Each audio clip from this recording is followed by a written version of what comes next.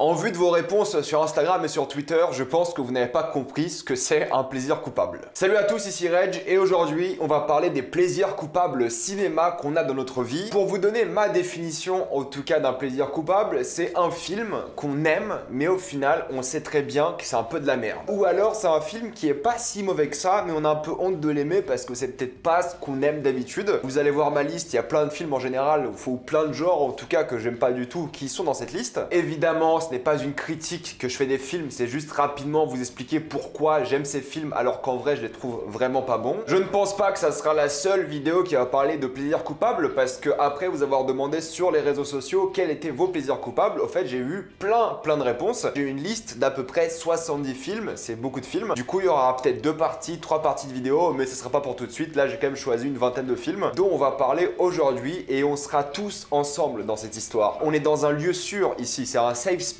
Donc vous pouvez très bien aimer des films que la majorité des gens détestent et vous pouvez les partager dans les commentaires. Parce que le but de cette vidéo, c'est d'expliquer tout simplement qu'en fait, on peut aimer des films qui sont peut-être considérés comme nuls ou que d'habitude on n'est pas censé aimer entre guillemets et qu'il faut les assumer. Voilà, il y a des films, j'ai honte. Oui, voilà, il y a des films, clairement j'ai honte dans cette liste. Mais j'ai envie d'en parler parce qu'il faut arrêter de stigmatiser les gens pour leur goût, pour leur préférence cinéma ou même culturelle ou même alimentaire ou peu importe. Du moment que ça fait plaisir aux gens, du moment que eux aiment ce qu'ils voient ou regardent ou jouent ou peu importe ou lisent, il faut les soutenir parce que c'est ça qu'ils aiment. Vous pouvez très bien conseiller d'autres films que vous considérez comme meilleurs, mais le respect des goûts des gens c'est extrêmement important et ça mène avant tout au débat. Vous pouvez aller voir quelqu'un et lui dire mais ton film c'est de la merde et il va t'expliquer pourquoi il aime et pourquoi toi tu l'aimes pas et bim il y a débat et c'est magnifique. C'est la magie du cinéma tout simplement. Maintenant que j'ai fait ma bien-pensance, on va parler de ces films dont j'ai honte et j'ai aussi envie de vous dire que vous avez beaucoup ravivé de souvenirs avec vos réponses sur les réseaux. Il y a des films que j'avais complètement oublié que j'aime encore aujourd'hui. On commence tout de suite avec un film qui est pas bon du tout et celui-là je l'assume un peu plus que les autres, c'est Scooby-Doo 1 et 2. Pour ceux qui ne savent pas, le premier et même le deuxième je crois a été écrit par James Gunn. James Gunn c'est Monsieur le Gardien de la Galaxie et si vous regardez bien Scooby-Doo, eh bien vous pouvez vous apercevoir que le décolleté de Velma augmente au fur et à mesure du film. Je ne sais pas ce que ça veut dire, mais c'est le cas. J'aime bien ce film parce que évidemment j'ai grandi avec, il y a encore une nostalgie par rapport à ce film et beaucoup de ces plaisirs coupables sont aussi liés pour tout le monde à la nostalgie parce que notre regard d'enfant est évidemment moins intéressant que notre regard d'adulte, c'est clair et net, on s'est affiné niveau goût, on le fait tous, mais c'est que quand tu regardes Scooby-Doo, bah le Scooby-Doo en soi en image de synthèse c'est une idée complètement folle. Il a les caractéristiques d'un humain et ça c'est hilarant. Les blagues sont complètement nulles mais elles me font sourire, les blagues sur la weed et des trucs comme ça. La misogynie constante du film est aussi bien présente mais c'est l'époque et c'est assez drôle mine de rien et au fait c'est tout con mais c'est un film d'aventure et ça on en a pas beaucoup et pour moi regarder Scooby-Doo gamin et voir ce film en live action c'était génial. Je revoyais ces dessins animés que j'avais justement à l'époque et je les voyais avec des vrais acteurs et j'ai kiffé. J'ai vu plus le 1 que le 2, je l'ai vu quand même pas mal de fois, le 2 un peu moins mais bordel je me rappelle avoir passé un super moment et en regardant la bande-annonce je me suis dit mais en fait ce film est pas bon, je m'en rappelle et surtout quand tu te rappelles certaines scènes et quand tu vois la mise en scène mais que c'est kiffant, ça fait voyager et que c'est un vrai retour nostalgique qui fait du bien. Maintenant, un film avec un acteur que j'aime trop, c'est Hugh Jackman. Je l'aime trop ce mec, c'est vraiment l'un de mes acteurs préférés et il a fait un film que j'adore aussi, c'est Van Helsing. Van Helsing, c'est vraiment catastrophique. Il y a vraiment les pires effets spéciaux que vous allez voir depuis un long moment. Les scènes d'action sont vraiment mal filmées, ça je m'en rappelle très bien, c'est mal cuté, le montage est horrible. Les acteurs, c'est n'importe quoi, c'est de la parodie plus qu'autre chose on dirait, alors que c'est 100% du premier degré. Mais au fait, c'est tellement un univers qui est kiffant. Déjà Hugh Jackman en chasseur de vampires, je dis oui. Et ensuite, il y a plein de monstres différents, il y a plein d'endroits différents, plein de décors différents. Ils ont vraiment mis du budget dans le film, même si visuellement ça ressemble à rien du tout, on est d'accord. Tu vois qu'ils se sont éclatés, tu vois qu'ils ont essayé de faire un bon film d'action, en tout cas parce que c'est un film d'action. Et même si c'est pas bon, bordel, que je passe un plaisir à revoir ce film de temps en temps. Parce que tu vois qu'il n'y a rien de malveillant dans le film, tu vois, ils ont essayé,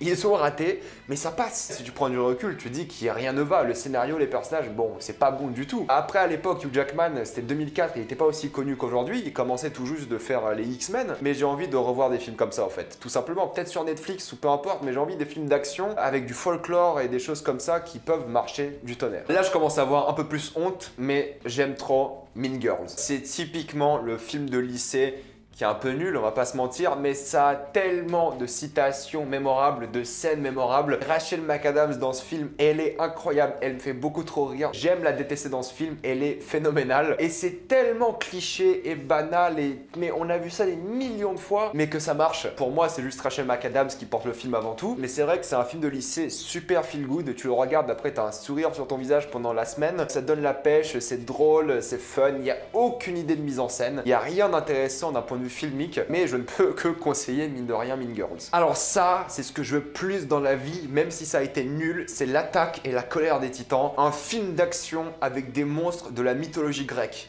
C'est tout ce qu'on veut. Il y a tout ce que vous voulez dans ce film. Il y a un kraken, il y a Zeus, il y a une Médusa, une gorgone pour être plus précis, même si c'est Méduse il me semble. Il y a Sam Worthington qui était au summum de sa carrière et en fait c'est juste un film d'action avec des effets spéciaux qui sont pas mauvais du tout. Mais en vrai il n'y a pas de scénario, c'est éclaté, les personnages il n'y en a pas du tout, c'est vraiment nul. Mais c'est juste des excuses pour aller de scène en scène avec des monstres mythiques de la mythologie grecque et ça je dis oui. Il faut des films plus second degré comme ça, même si le film est vraiment au premier degré. Mais moi je le prends au second degré, je dirais pas que c'est un nanar non plus. Mais c'est un gros film d'action bien bourrin avec des créatures qu'on voit très rarement au cinéma. Là encore j'ai un peu honte parce que je suis pas trop comédie romantique, mais Love Actually, j'aime beaucoup. J'aime beaucoup parce que déjà le casting est ouf, je vais pas vous les citer mais le casting est incroyable et c'est une histoire tellement simple et c'est un film de Noël et j'ai envie de le mater maintenant, c'est la période, enfin bientôt, dès le 1er décembre les films de Noël, pas avant décembre. Je pense que c'est le film de Noël à conseiller. Tu vois que les acteurs ils s'éclatent, tu vois que c'est une histoire vraiment adorable, mignonne, c'est pas bien recherché, il y a rien d'intéressant encore une fois d'un point de vue de film, mais en vrai c'est efficace, c'est chou comme histoire et c'est vraiment un bon film familial à regarder ou même un film de couple et en vrai il y a juste rien à dire sur ce film mis à part le fait qu'il est bien et que mine de rien j'aime bien les films de Noël qui ont une âme vraiment cool. Le dernier que j'ai vu c'est Last Christmas l'année dernière et j'ai bien aimé aussi, c'était cool. Mais de manière générale je déteste les films de Noël,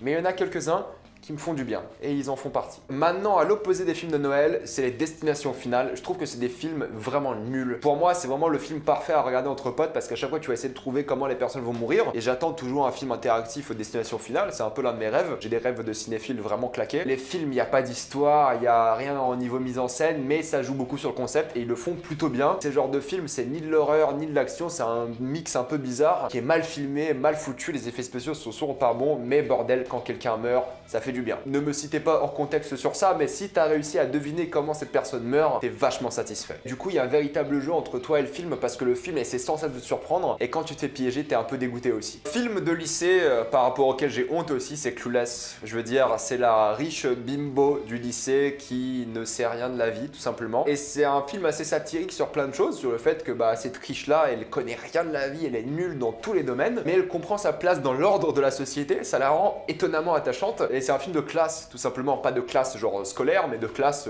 sociétale, parce que tous les gens qui auront moins d'argent et qui seront un peu moins bien sapés d'après elle, parce que c'est l'histoire, elle va essayer de mieux habiller quelqu'un en fait, ces gens-là sont bien plus intéressants qu'elle, parce qu'elle est complètement paumée en tant que personne, et c'est un bon feel-good movie, à la fin t'en ressors, pareil, t'as le sourire, et encore une fois, c'est mal branlé, les personnages sont nuls, mais c'est efficace quoi, je suis désolé, c'est juste foutrement efficace, et c'est le genre de film, j'ai un peu honte d'aimer aussi. Là, je vais me faire défoncer, hein, mais moi j'aime Suicide Squad, alors je trouve que c'est un film de merde, soyons d'accord sur ça, mais j'aime ce film. Moi, il me fait bader, hein. Moi, c'est le genre de film que je peux regarder et être extrêmement diverti. Il y a la pire utilisation des musiques possibles, il y a les pires dialogues du monde, il y a les pires effets spéciaux et monstres et design de tout ce que vous voulez, il y a l'un des pires climax, les acteurs, ils font n'importe quoi, c'est des caricatures, c'est pour moi un bon nanar limite, et j'aime ce film parce que c'est nul. Et au fait, j'aime regarder Suicide Squad parce que je peux pas m'ennuyer devant, quoi. Ils font des trucs tellement débiles, wesh, le Joker, quoi. C'était tellement catastrophique que je peux pas détester ce film. Je me dis, non mais comment on peut détester ce film quand tu vois tout ce qu'il a bafoué, quand tu vois tout ce qu'il a détruit, quand tu vois tout ce qu'il a essayé de faire et qu'il a échoué. Je ne peux que aimer ce film. Je dis ça au second degré évidemment, mais en vrai ouais, j'aime Suicide Squad, même si évidemment je comprends que tout le monde peut détester ce film. Moi, j'ai passé et je passerai encore une fois un bon moment devant. Je vais pas le revoir d'aussitôt, mais je l'ai quand même vu 3 fois déjà et j'ai toujours passé un bon moment. Là, j'ai grave honte parce qu'à l'époque,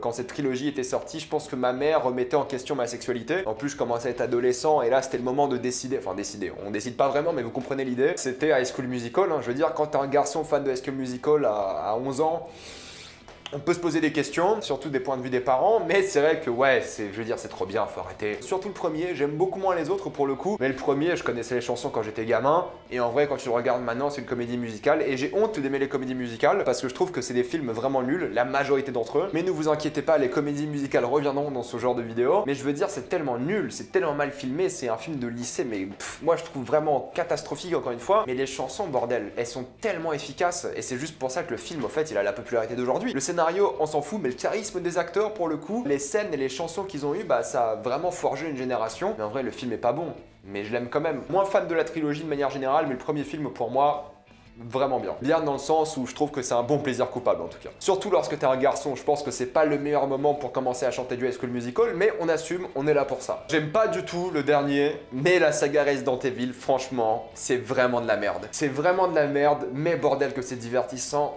dans le fait que c'est de la merde. Je sais plus lequel j'aime le plus parce que je les ai tous vus, mais tous se mélangent. Sauf le dernier, je m'en rappelle parce que je l'ai vu au cinéma, enfin c'est le dernier qui est sorti, et je m'en rappelle bien de ma séance au cinéma, c'était vraiment catastrophique et j'ai détesté. Mais les autres, tout se mélange dans ma tête. Mais il y a des morts vraiment drôles à mourir, il y a des effets spéciaux mais qui sont hilarants, le jeu d'acteur, les gens ils s'en battent les couilles, c'est des caricatures de caricatures, il y a des scènes, tu dis mais comment t'as eu cette idée de merde et t'as fait un film Resident Evil. Ils ont défoncé la franchise de jeux vidéo, mais les films franchement, ils sont chouettes. C'est les pires films du monde, sauf le premier qui est à la limite ok, mais les suites sont catastrophiques. Mais j'aime trop, je veux dire à un moment, il y a des scènes, tu dis comment tu peux pas aimer. Comment tu peux dire qu'il y a des adultes, ils ont fait ce choix-là de mettre ces scènes-là et se sont dit ouais c'est du génie. Non, faut arrêter. Je pense que personne s'est dit d'ailleurs que c'est du génie sur Resident Evil, sur le tournage. Mais franchement, si un jour on m'invite à un marathon Resident Evil avec des potes, je suis grave chaud. Sauf le dernier peut-être. Le dernier vraiment j'ai eu du mal. 10 Things I Hate About You est une comédie romantique que j'aime trop. Pour le coup c'est encore une fois une comédie vraiment banale, sans grands intérêts, c'est du vu et revu. Mais Heath Ledger est tellement bien dans le film. Il est tellement charismatique et la relation qu'il a dans le film est vraiment efficace. C'est touchant des fois, t'as une fameuse scène en chanson que tout le monde connaît. Can't Take My Eyes Off of You. C'est vraiment une scène culte et je l'aime beaucoup. Et globalement le film pareil c'est un bon feel good movie. C'est une comédie romantique après tout. Voilà, c'est le genre de film qui te fait sourire.